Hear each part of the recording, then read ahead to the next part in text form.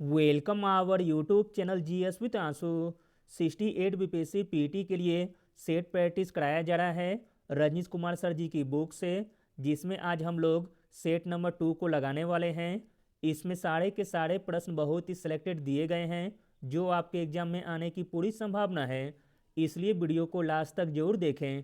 Start करने से पहले आप लोगों से एक ही रिक्वेस्ट है, प्लीज़ वीडियो को लाइक और किसी भी एक ग्रुप में शेयर जरूर कर दीजिएगा। अभी तक मार्केट में जितनी भी प्रैक्टिस सेट आई है 68 बीपीएससी पीटी के लिए, उनमें से सबसे बेस्ट प्रैक्टिस सेट है रजनीश सर की। चलिए शुरू करते हैं और आप लोग भी सोचिएगा अपना आंसर क्या हो सकता है। पहला प्रश्न है, कथा सरित सागर किसने लिखी है? कथा सरित सागर लिखी गई है सोमदेव के द्वारा, ऑप्शन नंबर डी। अगला प्रश्न है, हड़प्पा सभ्यता के संबंध में निम्नलिखित में से कौन सा सही ढंग से मेल नहीं खाती है? हड़प्पा सभ्यता के संबंध में जो सही ढंग से मेल नहीं खाती है वह है ऑप्शन नंबर डी, राजधानी के शहर लोथल और कुंतासी, जो कि गलत दिया गया है। राजधानी के शहर मोहनजोदड़ो और हड़प्पा हैं, बाकी सभी सही दिए गए हैं।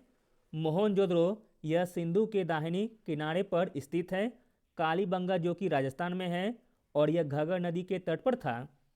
मातृ देवी या शक्ति माँ भगवती थी।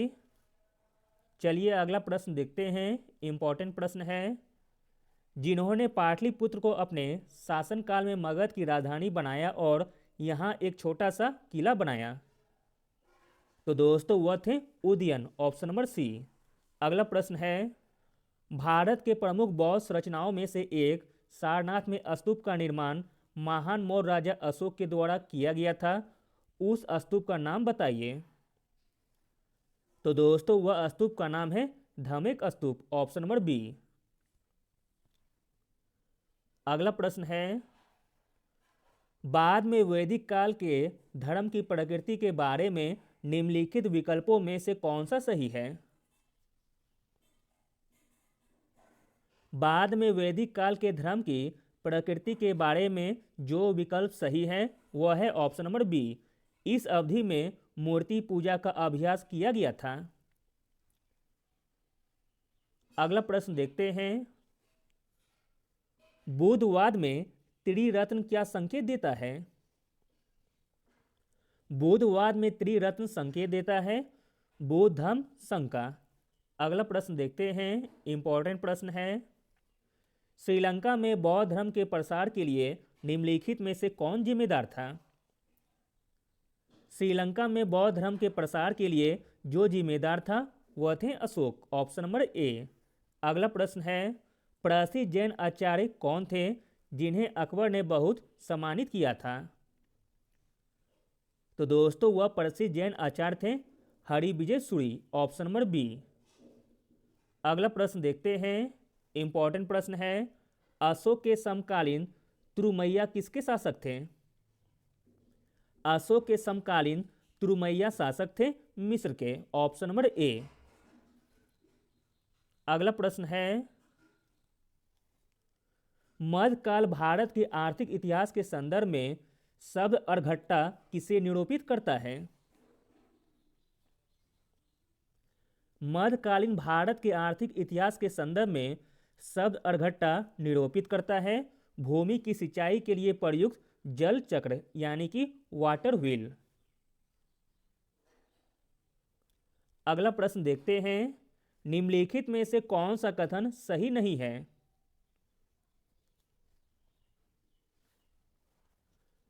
जो कथन सही नहीं है वह है ऑप्शन नंबर बी, अवध की राजधानी कौशाम्बी, जो कि गलत दिया गया है।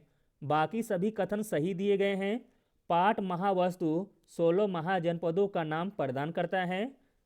प्राकृतिक संसाधनों की प्रचुरता ने मगध को इस क्षेत्र में सबसे मजबूत बनाया। अगला कथन है, महाजनपद का तात्पर्य बड़ी संख्या में शहरी और ग्रामीण बस्तियों के संघ को संदर्भित करता है।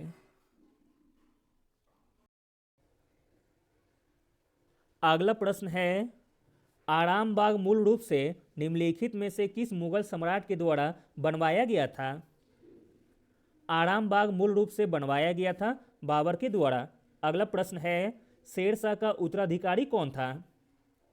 शेरशाह का उत्तराधिकारी था इस्लाम शाह। अगला प्रश्न देखते हैं, शिवाजी महाराज के समय मंत्रिपरिषद को क्या कहा जाता था? शिवाजी महाराज के समय मंत्रिपरिषद को कहा जाता था अष्टप्रधान। अगला प्रश्न है, भारतीय मुगल चित्र किस मुगल सम्राट के शासनकाल में फले फूले? आंसर है ऑप्शन नंबर सी, जहांगीर के शासनकाल में। अगला प्रश्न देखते हैं, इंपॉर्टेंट प्रश्न है, किनके नेतृत्व में सचिनाथ सान्याल के द्वारा स्थापित हिंदुस्तान रिपब्लिकन एसोसिएशन का नाम बदलकर हिंदुस्तान सोशलिस्ट रिपब्लिकन एसोसिएशन कर दिया गया? तो दोस्तों, सरदार भगत सिंह और चंद्रशेखर आजाद के नेतृत्व में हिंदुस्तान रिपब्लिकन एसोसिएशन का नाम बदलकर हिंदुस्तान सोशलिस्ट रिपब्लिकन एसोसिएशन कर दिया गया। अगला प्रश्न है, भारत के ब्रह्मा समाज के संस्थापक कौन थे? भारत के ब्रह्मा समाज के संस्थापक थे केशव चंद्र सेन। अगला प्रश्न देखते हैं, मोस्ट इंपॉर्टेंट प्रश्न है, ट्रेड यूनियन आंदोलन के क्रांतिकारी चरण का समय क्या था? ट्रेड यूनियन आंदोलन के क्रांतिकारी चरण का समय था 1926 से लेकर 1939 ईस्वी तक का। अगला प्रश्न देखते हैं, 19वीं शताब्दी के दौरान होने वाले वहाबी आंदोलन का मुख्य केंद्र कहाँ था? वहाबी आंदोलन का मुख्य केंद्र था पटना में। अगला प्रश्न देखते हैं, निम्नलिखित युग्मों में से कौन सुमेलित नहीं है? तो दोस्तों, जो सुमेलित नहीं है वह है 2 तथा 4। ईस्ट इंडिया एसोसिएशन कोलकाता, जो कि गलत दिया गया है। दादा भाई नौरोजी ने 10 अक्टूबर 1866 को लंदन में ईस्ट इंडिया एसोसिएशन की स्थापना की थी, जबकि नेशनल इंडियन एसोसिएशन की स्थापना मेरी कारपेंटर के द्वारा ब्रिस्टल यानी कि लंदन में की गई थी। इस प्रकार ऑप्शन नंबर डी सही हो जाएगा, 2 और 4 जो कि गलत दिए गए हैं। अगला प्रश्न देखते हैं, सुभाष चंद्र बोस के द्वारा स्थापित पार्टी कौन सी थी? सुभाष चंद्र बोस के द्वारा स्थापित पार्टी थी फॉरवर्ड ब्लॉक। अगला प्रश्न देखते हैं, सूची 1 को सूची 2 के साथ मिलान करना है। चलिए देखते हैं, एक तरफ दिया गया है किसान आंदोलन और एक तरफ दिया गया है नेता और अनुगामी का नाम। चलिए मिलान करते हैं। ए का मिलान हो जाएगा 4 से, बक्सर भूमि आंदोलन के नेता थे करियानंद शर्मा। बी का मिलान हो जाएगा 3 से, एका आंदोलन के नेता थे मदारी पासी। सी का मिलान हो जाएगा 2 से, मोपला विद्रोह के नेता थे कुन हमदम हाजी। तथा डी का मिलान हो जाएगा 1 से, अवध किसान सभा के नेता थे बाबा रामचंद्र। इस प्रकार ऑप्शन नंबर ए सही हो जाएगा। अगला प्रश्न देखते हैं, सरोजिनी नायडू ने निम्नलिखित में से किस वर्ष में भारतीय राष्ट्रीय कांग्रेस के अधिवेशन की अध्यक्षता की थी?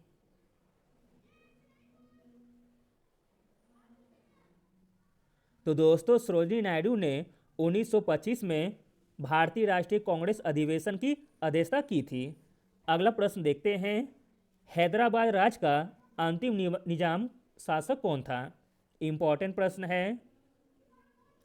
हैदराबाद राज्य का अंतिम निजाम शासक था Mir Usman Ali Khan. Option number D. अगला प्रश्न देखते हैं, इंपॉर्टेंट प्रश्न है और कई बार पूछा गया है एग्जाम में। हिंद स्वराज पुस्तक किसने लिखी है? हिंद स्वराज पुस्तक लिखी गई है महात्मा गांधी जी के द्वारा। अगला प्रश्न है, गदर पार्टी के नेता कौन थे? गदर पार्टी के नेता थे लाला हरदयाल। अगला प्रश्न है, आनंद मठ उपन्यास के लेखक कौन हैं? आनंद मठ उपन्यास के लेखक हैं बंकिम चंद्र चट्टोपाध्याय।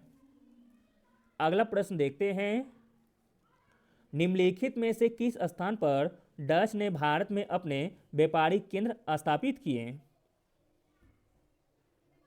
तो दोस्तों इसका राइट आंसर हो जाएगा ऑप्शन नंबर ई, उपरोक्त में से एक से अधिक, क्योंकि इसका राइट आंसर हो जाएगा ए, बी तथा सी।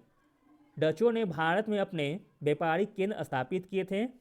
नागपट्टिनम में, चिंसूरा में, मछलीपट्टनम में, सूरत में, भरूच में, आगरा में, कोचीन में, अहमदाबाद में तथा पटना में। अगला प्रश्न है, किस युद्ध में हार के बाद बंगाल के नवाब ने ईस्ट इंडिया कंपनी को बंगाल, बिहार और उड़ीसा की दीवानी अधिकार दिए?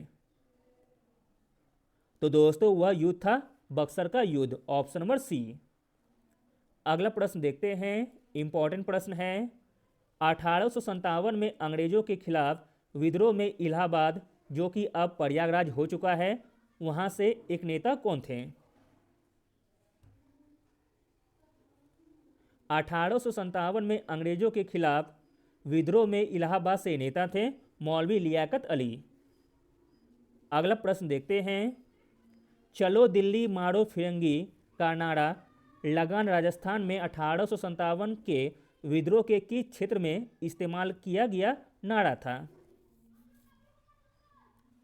राइट आंसर हो जाएगा ऑप्शन नंबर ए, एरनपुरा में विद्रोह।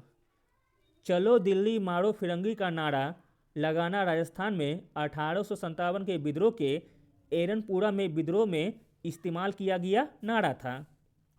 अगला प्रश्न देखते हैं, इंपॉर्टेंट प्रश्न है।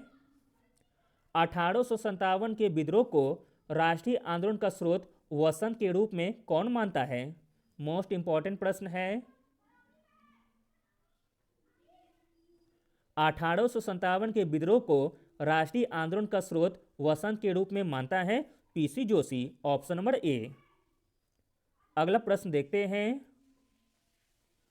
गर्मी, स्पर्श, ठंड और दबाव का केंद्र मानव मस्तिष्क के किस भाग में होता है? राइट आंसर है ऑप्शन नंबर सी, पार्श्विक भाग में। अगला प्रश्न देखते हैं, आसान सा प्रश्न है। कवक के अध्ययन को किस नाम से जाना जाता है? कवक के अध्ययन को जाना जाता है माइकोलॉजी के नाम से। अगला प्रश्न है, मानव मस्तिष्क का सबसे बड़ा हिस्सा क्या होता है? मानव मस्तिष्क का सबसे बड़ा हिस्सा होता है प्रमस्तिष्क।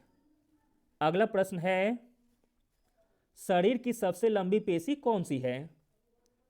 शरीर की सबसे लंबी पेशी है सार्टोरियस, ऑप्शन नंबर डी। अगला है, वसा का पूरी तरह से पाचन होता है? वसा का पूरी तरह से पाचन होता है छोटी आंत में। अगला प्रश्न देखते हैं, आमाशय में मौजूद पाचक रज डैश को पचाने में मदद करता है? आमाशय में मौजूद पाचक रज केवल प्रोटीन को पचाने में मदद करता है। अगला प्रश्न है, मानव पोषण में पोषक तत्व की आवश्यकता, भोजन के सेवन का तरीका और शरीर में इसके उपयोग को विभिन्न चरणों में प्रस्तुत करना शामिल है, जो निम्न है। इन चरणों को उस अनुक्रम में व्यवस्थित कीजिए जिस अनुक्रम में वे शरीर के अंदर होते हैं। चलिए व्यवस्थित करते हैं। पहले हो जाएगा अंतःग्रहण, फिर इसके बाद हो जाएगा पाचन, और इसके बाद फिर हो जाएगा अवशोषण, फिर इसके बाद हो जाएगा अनुकूलता 4 नंबर पर, और लास्ट हो जाएगा बहिक्षेपण। इस प्रकार ऑप्शन नंबर बी सही हो जाएगा, डी, ई, ए, सी तथा बी। अगला प्रश्न देखते हैं, पित्ताशय में मौजूद पथरी किस चीज की पाचन को प्रभावित करती है? पित्ताशय में मौजूद पथरी वसा को पाचन को प्रभावित करती है, ऑप्शन नंबर बी। अगला प्रश्न देखते हैं, इंपॉर्टेंट प्रश्न है। निम्नलिखित में से किस जलीय जंतु में गलफड़े नहीं होते हैं? आंसर है ऑप्शन नंबर डी, व्हेल में। व्हेल में जो कि गलफड़ नहीं होते हैं। अगला प्रश्न है, निम्नलिखित में से कौन सी झिल्ली फेफड़ों को ढकती है? फेफड़ों को ढकती है वह झिल्ली है फुफ्फुसारन, ऑप्शन नंबर सी। अगला प्रश्न देखते हैं, वायु शोषण का अंतिम उत्पाद है? इंपॉर्टेंट प्रश्न है। वाह्य शोषण का अंतिम उत्पाद है CO2 प्लस H2O। अगला प्रश्न है, मानव शरीर में सबसे बड़ी बहिस्रावी ग्रंथि निम्नलिखित में से कौन सी है? मानव शरीर में सबसे बड़ी बहिस्रावी ग्रंथि है यकृत। अगला प्रश्न देखते हैं, मूत्र त्याग करने से पहले वह मानव शरीर के उत्सर्जन तंत्र के किस भाग में संग्रहित होता है? आंसर है ऑप्शन नंबर ए, मूत्राशय में। मूत्र त्याग करने से पहले वह मानव शरीर के उत्सर्जन तंत्र के मूत्राशय भाग में संग्रहित होता है। अगला प्रश्न देखते हैं, मानव में प्रमुख उत्सर्जन उत्पाद क्या होता है? मानव में प्रमुख उत्सर्जन उत्पाद होता है यूरिया, ऑप्शन नंबर ए। अगला प्रश्न देखते हैं, अगला प्रश्न है, निम्नलिखित में से कौन एक अणु परमाणु कण नहीं है? राइट आंसर हो जाएगा ऑप्शन नंबर सी, ड्यूट्रॉन, जो कि परमाणु कण नहीं है। अगला प्रश्न है, परमाणुीय नाभिक किसने खोजा था? परमाणुीय नाभिक खोजा था रदरफोर्ड ने। अगला प्रश्न देखते हैं, सबसे भारी प्राकृतिक तत्व है? सबसे भारी प्राकृतिक तत्व है यूरेनियम। अगला प्रश्न है, ओजोन परत में छिद्र का मुख्य कारण है? ओजोन परत में छिद्र का मुख्य कारण है क्लोरोफ्लोरोकार्बन। अगला प्रश्न देखते हैं, भौतिक परिवर्तन का एक उदाहरण है? इसमें भौतिक परिवर्तन का उदाहरण हो जाएगा ऑप्शन नंबर डी, पानी में चीनी का घुलना। अगला प्रश्न है, जल में आसानी से घुलनशील है? जल में आसानी से घुलनशील है अमोनिया। अगला प्रश्न देखते हैं, निम्नलिखित में से किस पदार्थ का उपयोग बर्तनों को चमकीला बनाने के लिए किया जाता है? बर्तनों को चमकीला बनाने के लिए किया जाता है जिंक ऑक्साइड का प्रयोग, ऑप्शन नंबर डी। अगला प्रश्न है, नदी में जल प्रदूषण के निर्धारण के लिए घुली मात्रा मापी जाती है? नदी में जल प्रदूषण के निर्धारण के लिए घुली हुई मात्रा मापी जाती है ऑक्सीजन की। अगला प्रश्न देखते हैं, अमोनियम क्लोराइड का घोल है? अमोनियम क्लोराइड का घोल है एसिडिक। अगला प्रश्न है, वसा के जल अपघटन से मिलता है? वसा के जल अपघटन से मिलता है ग्लिसरॉल। अगला प्रश्न देखते हैं, तेल का एक बैरल निम्न में से लगभग कितना होता है? तेल का एक बैरल लगभग होता है 159 लीटर। अगला प्रश्न है, यांत्रिक ऊर्जा की एसआई इकाई क्या है? यांत्रिक ऊर्जा की एसआई इकाई है जूल। अगला प्रश्न है, डेसिबल किसे नापने के लिए प्रयोग में लाया जाता है? आंसर है ऑप्शन नंबर सी, वातावरण में ध्वनि को। अगला प्रश्न है, वायु की गति निम्नलिखित के द्वारा नापी जाती है? वायु को गति को मापी जाती है एनीमोमीटर के द्वारा। अगला प्रश्न देखते हैं, 1 किलोवाट घंटा का मान होता है? 1 किलोवाट घंटा का मान होता है 3.6 इंटू 10 जूल के बराबर। अगला प्रश्न है, रेडियोधर्मिता की इकाई है? रेडियोधर्मिता की इकाई है क्यूरी। अगला प्रश्न देखते हैं, रेमंड मैग्सेसे पुरस्कार जीतने वाले बिहार के पहले व्यक्ति कौन थे? रेमंड मैग्सेसे पुरस्कार जीतने वाले बिहार के पहले व्यक्ति थे जयप्रकाश नारायण। अगला प्रश्न देखते हैं, बिहार के किस जिले में ग्रेनाइट पत्थर पाया जाता है? ग्रेनाइट पत्थर पाया जाता है बिहार के जमुई, मुंगेर तथा बांका जिले में। अगला प्रश्न है, बिहार में सोना के सुरक्षित भंडार कहाँ हैं? बिहार में सोना के सुरक्षित भंडार हैं जमुई में तथा चंपारण में। अगला प्रश्न है,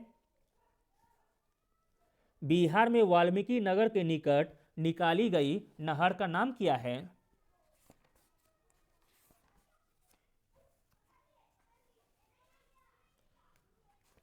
तो दोस्तों इसका राइट आंसर हो जाएगा ऑप्शन नंबर ई, इनमें से कोई नहीं। उत्तर प्रदेश एवं बिहार के संयुक्त प्रयास से बनी गंडक परियोजना के अंतर्गत गंडक नदी पर वाल्मीकि नगर के निकट एक बैराज निर्मित किया गया है तथा 2 नहरें निकाली गई है, इसलिए ऑप्शन नंबर ई सही हो जाएगा। अगला प्रश्न देखते हैं, इंपॉर्टेंट प्रश्न है। नेपाल की सीमा को स्पर्श करने वाले बिहार के जिलों का सही समूह कौन सा है?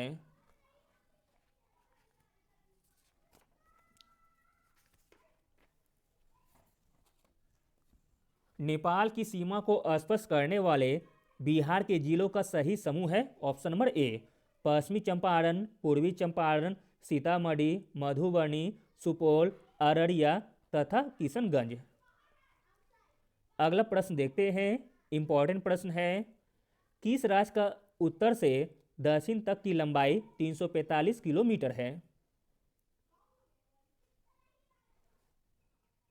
किस राज्य का उत्तर से दक्षिण तक की लंबाई 345 किलोमीटर है? तो अपना प्यारा बिहार राज्य का। अगला प्रश्न है, बिहार के दक्षिण पश्चिम क्षेत्र की पहाड़ियां किस समूह की है?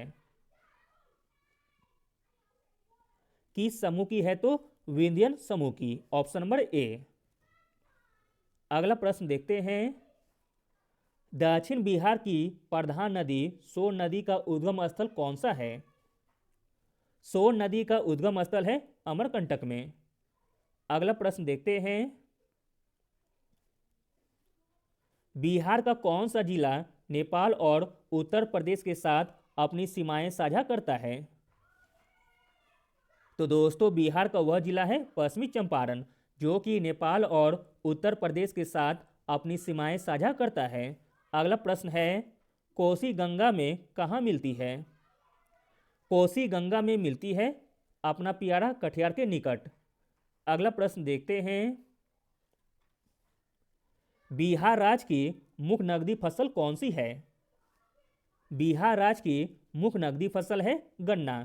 अगला है, बिहार में बरौनी का तेल शोधक कारखाना किस देश के सहयोग से बना है? बिहार में बरौनी का तेल शोधक कारखाना रूस देश के सहयोग से बना है। अगला प्रश्न देखते हैं, इंपॉर्टेंट प्रश्न है।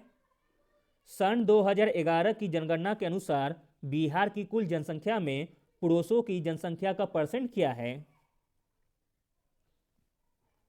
सन 2011 की जनगणना के अनुसार बिहार की कुल जनसंख्या में पुरुषों की जनसंख्या का परसेंट है 52.14%। यह भी इंपॉर्टेंट प्रश्न है। सन 2011 की जनगणना के अनुसार बिहार के किस जिले की सबसे कम जनसंख्या है? तो दोस्तों वह जिला है शेखपुरा। सन 2011 की जनगणना के अनुसार बिहार के शेखपुरा जिले की सबसे कम जनसंख्या है। अगला प्रश्न देखते हैं, आसान सा प्रश्न है। शेरशाह का मकबरा कहाँ है? शेरशाह का मकबरा है सासाराम में। अगला प्रश्न है, नालंदा विश्वविद्यालय को किसने ध्वस्त किया था? नालंदा विश्वविद्यालय को ध्वस्त किया था बख्तियार खिलजी ने। अगला प्रश्न देखते हैं, बिहार के क्षेत्र में सर्वप्रथम कौन आए? बिहार के क्षेत्र में सर्वप्रथम आए थे पुर्तगाली। अगला प्रश्न है, पटना कलम शैली का शुभारंभ कब से माना जाता है? मोस्ट इंपॉर्टेंट प्रश्न है। पटना कलम शैली का शुभारंभ माना जाता है 1760 ईस्वी में। अगला प्रश्न है, पावापुरी में स्थित कलम रूपी तालाब के बीच निर्मित जल मंदिर का संबंध किससे है? तो दोस्तों जल मंदिर का संबंध है जैन धर्म से। अगला प्रश्न है, स्वतंत्र भारत का पहला छात्र आंदोलन कहाँ हुआ? स्वतंत्र भारत का पहला छात्र आंदोलन हुआ था पटना में। अगला प्रश्न देखते हैं, इंपॉर्टेंट प्रश्न है। बिहार में पहली बार राष्ट्रपति शासन कब लगाया गया था? बिहार में पहली बार राष्ट्रपति शासन लगाया गया था 29 जून 1968 ईस्वी में। अगला प्रश्न है, बिहार में प्रथम जैन संगीति का आयोजन किसके शासनकाल में हुआ था? बिहार में प्रथम जैन संगीति का आयोजन हुआ था चंद्रगुप्त मौर्य के शासनकाल में। अगला प्रश्न देखते हैं, निम्नलिखित में से भारतीय स्वतंत्रता का अधिकार पत्र किसे कहा जाता है? तो दोस्तों इसका राइट आंसर हो जाएगा ऑप्शन नंबर ई, इनमें से कोई नहीं। 1858 भारत शासन अधिनियम को भारतीय स्वतंत्रता का अधिकार पत्र कहा जाता है। इसके तहत भारत का शासन सीधे महारानी विक्टोरिया के अधीन चला गया था। अगला प्रश्न देखते हैं, भारतीय संविधान की 10वीं अनुसूची का संबंध किससे है? भारतीय संविधान की 10वीं अनुसूची का संबंध है दल बदल प्रतिरोधी विधायन से। अगला प्रश्न है, इनमें से कौन सा एक भारतीय संसद का कार्य नहीं है? इंपॉर्टेंट प्रश्न है। भारतीय संसद का कार्य नहीं है उच्च न्यायालय के न्यायाधीशों को दंडित करना, जबकि यह तीनों भारतीय संसद के कार्य हैं।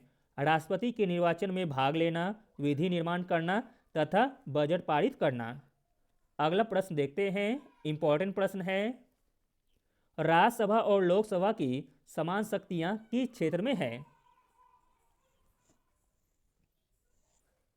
राज्यसभा और लोकसभा की समान शक्तियां संविधान के संशोधन के विषय में है। अगला प्रश्न देखते हैं, राष्ट्रपति पद्धति में समस्त कार्यपालिका की शक्तियां निहित होती है। राष्ट्रपति पद्धति में समस्त कार्यपालिकाओं की शक्ति निहित होती है राष्ट्रपति में। अगला प्रश्न देखते हैं, निम्न में से कौन राज्यसभा का अध्यक्ष होता है? राज्यसभा का अध्यक्ष होता है भारत के उपराष्ट्रपति। अगला प्रश्न देखते हैं, प्राक्कलन समिति के सदस्यों का कार्यकाल होता है। प्राक्कलन समितियों के सदस्यों का कार्यकाल होता है 1 वर्षों का और इसमें 30 सदस्य होते हैं। 30 के 30 सदस्य लोकसभा से चुने जाते हैं। अगला प्रश्न देखते हैं, राज्यपाल के बारे में निम्न में से कौन सा कथन गलत है?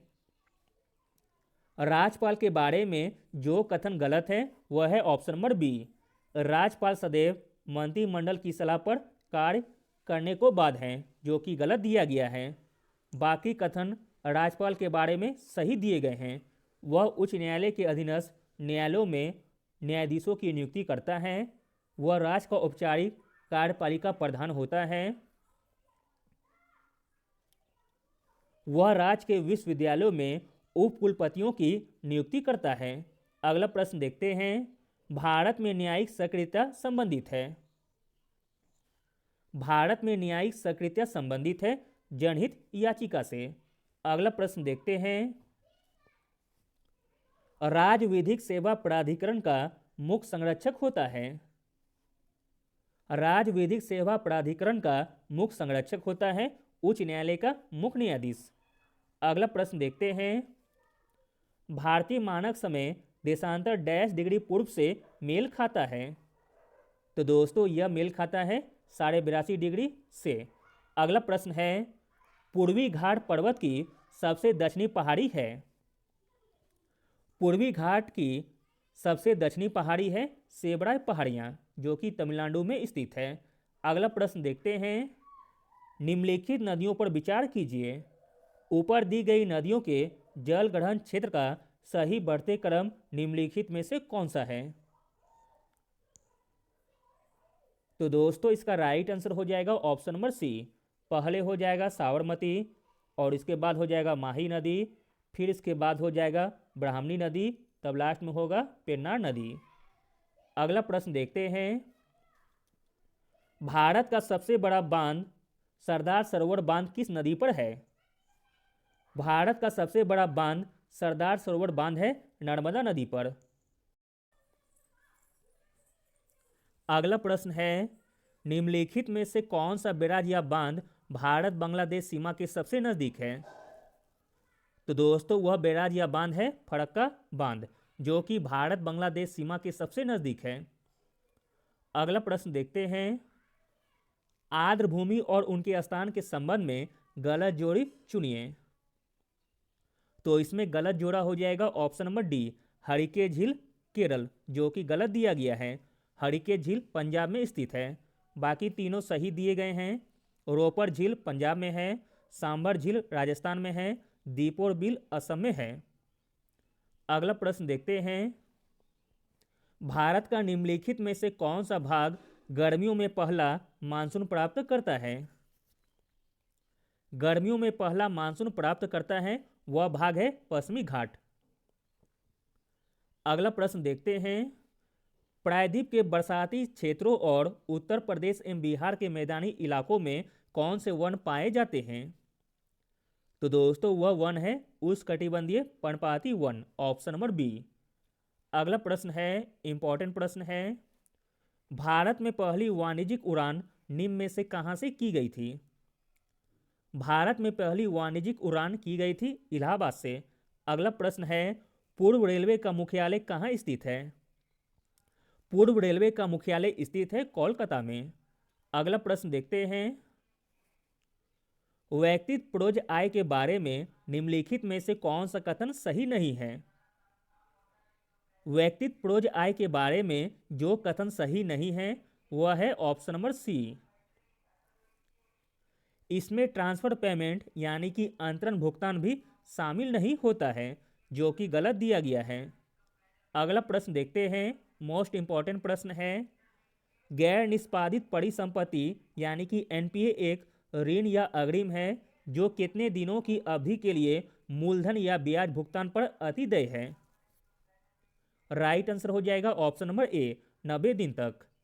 अगला प्रश्न देखते हैं, क्या आरबीआई को वैधानिक तरलता अनुपात को 50 आधार अंकों तक कम करना चाहिए या फिर अनुसूचित वाणिज्य बैंक अपनी ऋण दरों में कटौती करेंगे? अगला प्रश्न देखते हैं, भारत में मुद्रास्फीति को मापा जाता है। भारत में मुद्रास्फीति को मापा जाता है थोक मूल्य सूचकांक के द्वारा। अगला प्रश्न है, इंपॉर्टेंट प्रश्न है, किसकी सिफारिश पर क्षेत्रीय ग्रामीण बैंक की स्थापना की गई थी? क्षेत्रीय ग्रामीण बैंक की स्थापना की गई थी नरसिम्हन समिति की सिफारिश पर। अगला प्रश्न देखते हैं, यह भी इंपॉर्टेंट प्रश्न है, निम्नलिखित में से किसके संदर्भ में आप कभी कभी समाचार में एम्बर बॉक्स, ब्लू बॉक्स और ग्रीन बॉक्स पाते हैं?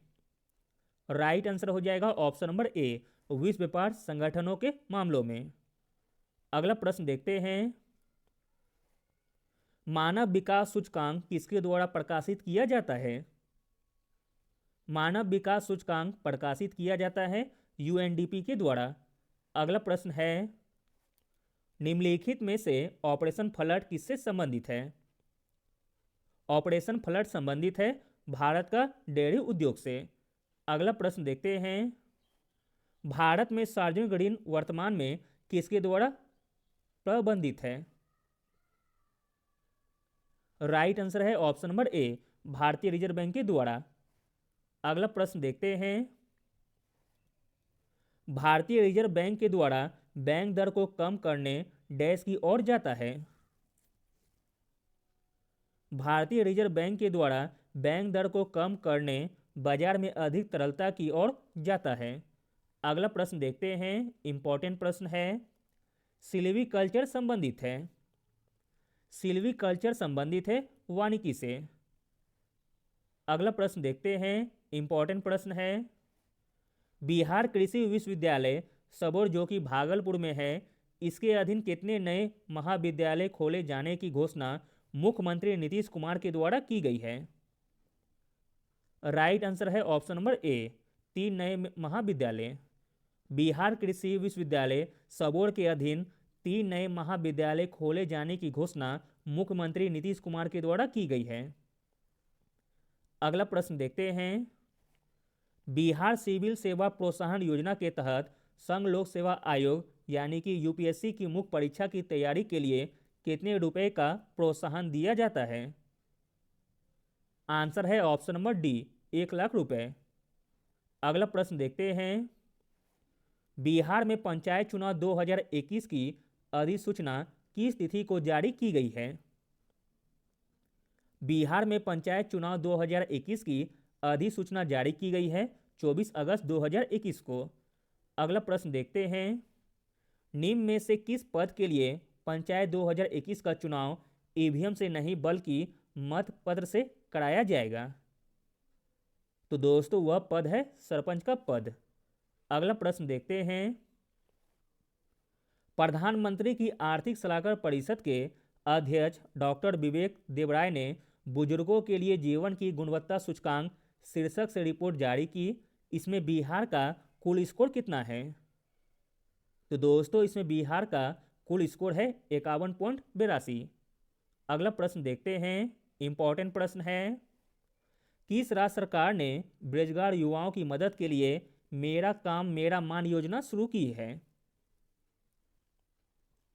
मेरा काम मेरा मान योजना शुरू की गई है पंजाब राज्य सरकार के द्वारा। अगला प्रश्न देखते हैं। केंद्रीय प्रत्यक्ष कर बोर्ड के अध्यक्ष के रूप में किसे नियुक्त किया गया है? केंद्रीय प्रत्यक्ष कर बोर्ड के अध्यक्ष के रूप में नियुक्त किया गया है जेबी महापात्र को। अगला प्रश्न है, निर्मला सीतारमण ने किस राज्य में माई पैड माई राइट परियोजना का उद्घाटन किया है? तो दोस्तों वह राज्य है त्रिपुरा। त्रिपुरा राज्य में निर्मला सीतारमण ने माई पैड माई राइट परियोजना शुरू की है। अगला प्रश्न देखते हैं। निजी बैंकों के आयात को वित्त पोषित करने के लिए विदेशी मुद्रा समाप्त होने के बाद किस देश ने खाद्य आपातकाल की घोषणा की है क्योंकि विदेशी मुद्रा संकट बिगड़ गया है? तो दोस्तों वह देश है श्रीलंका। अगला प्रश्न देखते हैं। एडी डासटे इन प्ले अभियान के लिए ब्रांड एम्बेसडर के रूप में किसे चुना गया है? किसे चुना गया है? तो मीराबाई चानू को। अगला प्रश्न देखते हैं। फिरदौसी कादरी एक वैज्ञानिक जिन्होंने लाखों लोगों को बचाने वाले टीकों की खोज में महत्वपूर्ण भूमिका निभाई। हेरेमन मैग्सेसे पुरस्कार 2021 किसने जीता? यह किस देश से संबंधित है? तो दोस्तों यह संबंधित है बांग्लादेश से। अगला प्रश्न देखते हैं। निम्नलिखित में से किसने bird photograph of the year 2021 का पुरस्कार जीता है? Bird photograph of the year 2021 का पुरस्कार जीता है एलेजांद्रो प्रीतो ने। अगला प्रश्न है। निम्नलिखित में से किसने पुरुषों की व्यक्तिगत रिकर्व में तीरंदाजी में कांस्य पदक टोक्यो पैरालंपिक 2020 जीता है? तो दोस्तों वह खिलाड़ी का नाम है हरविंदर सिंह। अगला प्रश्न देखते हैं, इंपॉर्टेंट प्रश्न है। हिंदी दिवस के अवसर पर किस संस्थान ने अपना प्रोजेक्ट उड़ान लॉन्च किया है? तो दोस्तों वह संस्थान है आईआईटी बॉम्बे जिसने प्रोजेक्ट उड़ान लॉन्च किया है। अगला प्रश्न देखते हैं।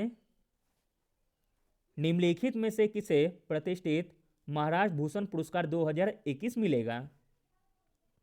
राइट आंसर है option number A, Asha Bhosle को। अगला प्रश्न देखते हैं, इंपॉर्टेंट प्रश्न है। भारत में मुस्लिम महिला अधिकार दिवस पूरे देश में कब मनाया जाता है?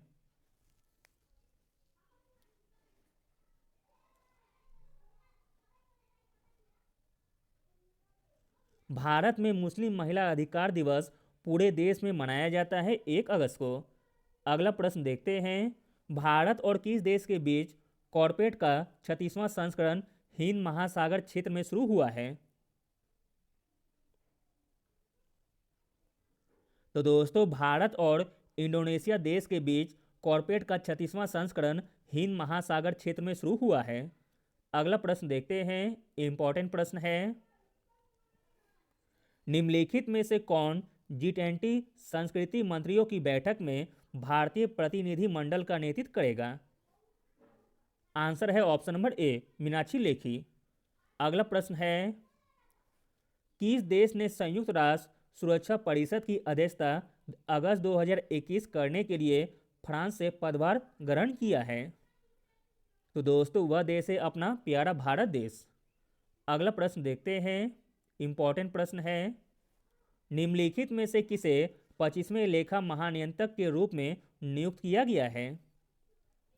25वें लेखा महानियंत्रक के रूप में नियुक्त किया गया है दीपक दास जी को। अगला प्रश्न है। शहरी क्षेत्र में सामुदायिक वन संसाधन अधिकारों को मान्यता देने वाला पहला राज्य कौन सा बन गया है? इंपॉर्टेंट प्रश्न है। शहरी क्षेत्र में सामुदायिक वन संसाधन अधिकारों को मान्यता देने वाला पहला राज्य बन गया है छत्तीसगढ़। अगला प्रश्न देखते हैं। किस राज्य सरकार ने काकोरी ट्रेन षड्यंत्र का नाम बदलकर काकोरी ट्रेन एक्शन कर दिया है? तो दोस्तों वह राज्य है उत्तर प्रदेश। अगला प्रश्न देखते हैं। किस बैंक ने ऑनर फर्स्ट बैंकिंग समाधान शुरू करने के लिए भारतीय नौसेना के साथ एक समझौता ज्ञापन पर हस्ताक्षर किए हैं? तो दोस्तों वह बैंक का नाम है IDFC फर्स्ट बैंक। अगला प्रश्न है। भारतीय अंतरिक्ष अनुसंधान संगठन यानी कि इसरो के अनुसार किस संगठन ने रिमोट सेंसिंग उपग्रह डेटा साझाकरण में सहयोग पर एक समझौते पर हस्ताक्षर किए हैं? तो दोस्तों वह संगठन है ब्रिक्स, ऑप्शन नंबर ए। अगला प्रश्न देखते हैं। सुडोकू के गॉडफादर माकी काजी का हाल ही में निधन हो गया है, वह किस देश से थे? तो दोस्तों माकी काजी का संबंध था जापान देश से। अगला प्रश्न देखते हैं।